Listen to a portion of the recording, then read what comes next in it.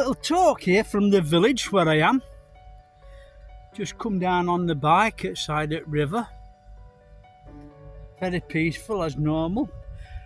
Just want to talk to you a bit about village life in Thailand. Obviously, it's not like being down Pattaya or anything like that. Nowhere near as many tourists or anything. It's normally generally very peaceful, very stress-free life. But as normal, there is a few things that get on your goats. One of it is the heat. This heat, flipping hell! I mean, yesterday it really knocked my duck off. I were like laid out all day yesterday. I don't know what happened to me. It just like flipping, as though I'd got like a flu. It just knocked me out, and I went to sleep for hours, but I couldn't do anything. I felt so lethargic and everything like that because of the heat. It was just tremendous. It was over 40 degrees. So anyway, but I had a good night's kip last night, and I'm full of it this morning. Have a little ride round the bike.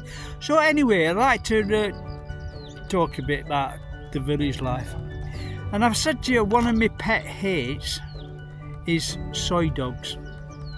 Now, I've just rescued a soy dog, which I really felt I'm a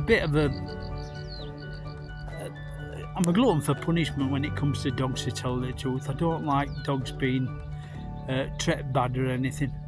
But actually, soy dogs are not actually treated bad.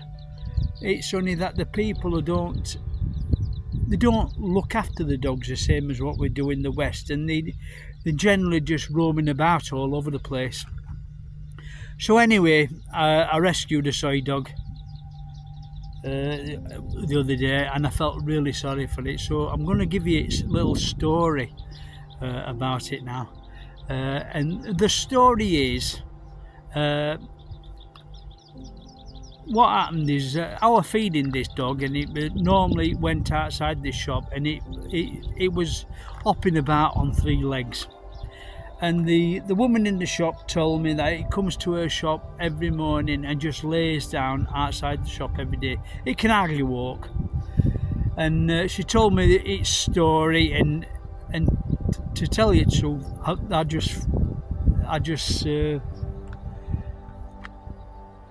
just had to do something. I just had to do something with this dog. This dog, a runny smallest dog, it had been ravaged by a couple of big dogs. It had pups, 3 pups. 2 of them got knocked down and 1 died.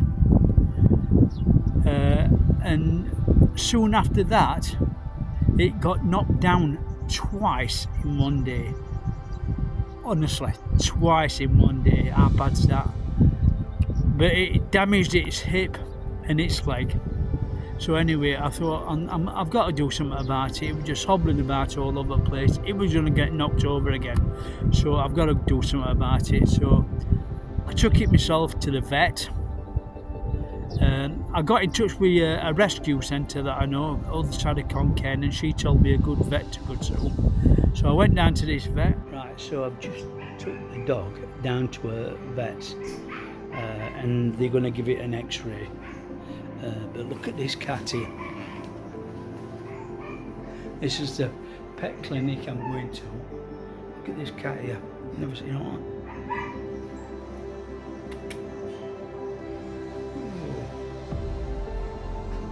Got an x-ray done.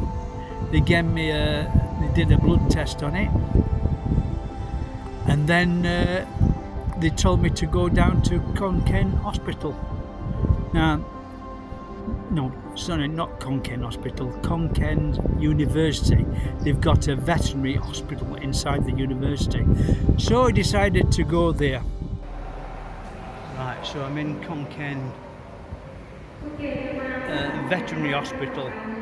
Massive big hospital. And loads of people here.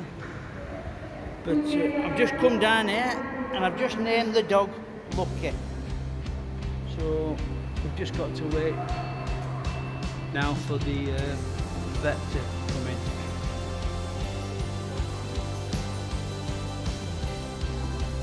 The dog's getting looked after.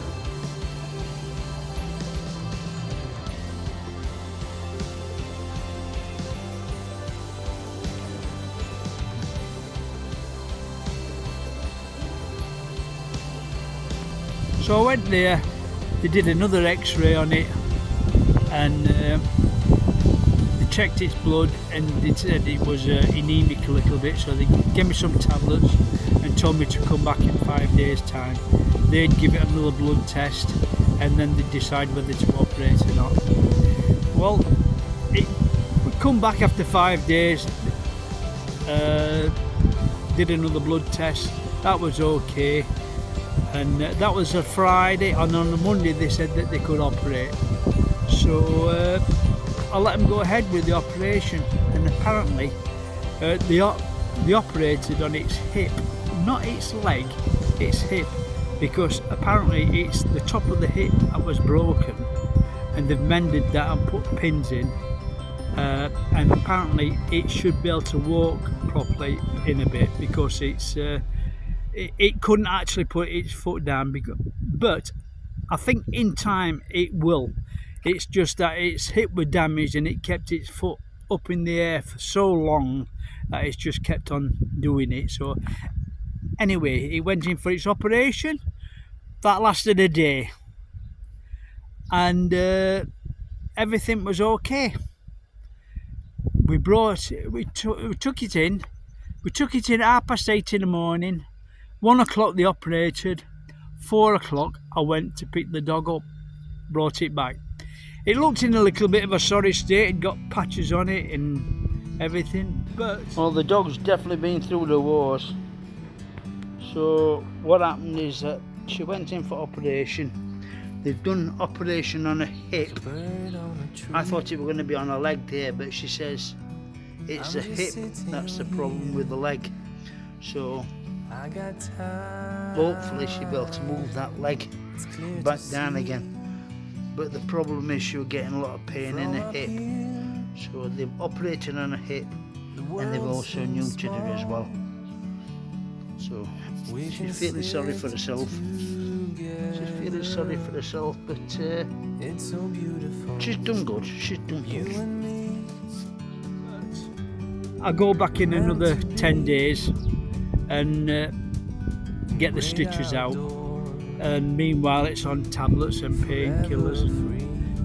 But to tell the truth, it's just this dog, it just looks at you, and it looks at you, and it just wants you to give it help and everything. It's just got them type of eyes, and I think I'll end up keeping the dog, to tell you the truth. It gets on really well with our other dog, and well, hopefully that's okay. So anyway, that's the story of this little dog. Anyway, that's our little story, so I'm hoping this is what happens in the village. This is just our little... It's not a daily routine of rescue dogs. No way. It's nothing like that at all. Just that I felt sorry for this dog. So anyway, I'll just do a little vlog on this and show you what happened.